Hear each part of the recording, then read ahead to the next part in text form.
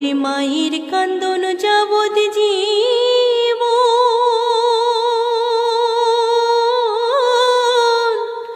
দুই চার মাস বনের কান্দন রে,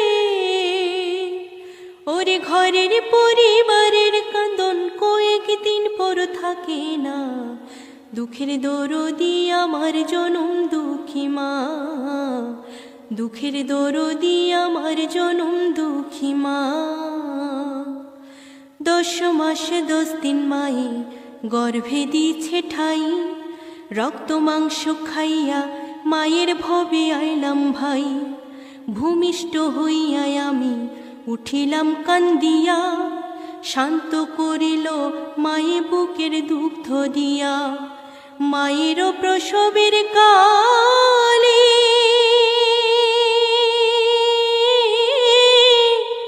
বুক ভেসে যায়